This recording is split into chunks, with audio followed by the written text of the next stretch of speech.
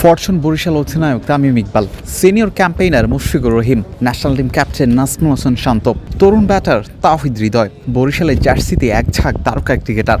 দেখে বোঝার উপায় নেই ন্যাশনাল টিম নাকি বরিশালের দল। শুধু এই 4 তারকাই নয়, পেসার আবাদত হোসেন চৌধুরী, রিপন মণ্ডল সদ্য ডাক পাওয়া যুব এশিয়া কাপ জয়ী পেসার ইকবাল হোসেন ইমনও আছেন এই স্কোয়াডে। কে নেই বরিশালের জার্সিতে? স্পিনার তাইজুল ইসলাম, তানভীর ইসলামরা আছেন একেবারে ফুরফুরে মেজাজে।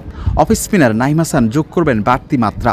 বিপিএলের 11তম আসর সামনে রেখে ডিফেন্ডিং চ্যাম্পিয়নদের প্রথম প্র্যাকটিস সেশন। প্রথম দিনের অনুশীলনে যাদের দেখা গিয়েছে, এই ক্রিকেটারদের নিয়ে যে কোনো দলের বিপক্ষে মোকাবেলা করা যাবে। তামিম, মুশফিক, শান্ত, হৃদয়দের এই স্কোয়াড জাতীয় দল থেকে কম কিসের?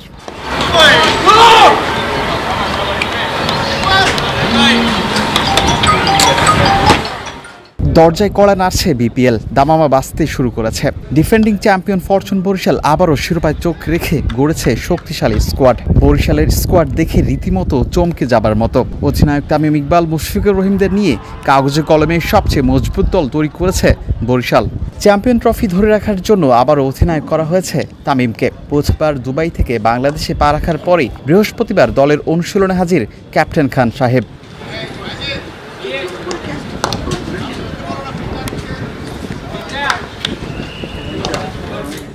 সাইলেন্ট কিলার মাহমুদুল্লাহ রিয়াদকে দেখা যায়নি অনুশীলনে।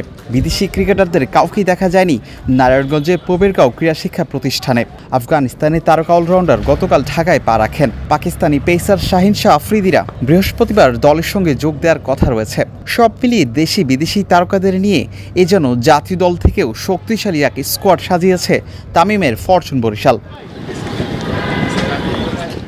পিকেএসপি থেকে বিলাল হোসেন শিমুল, ক্রিকেট 97।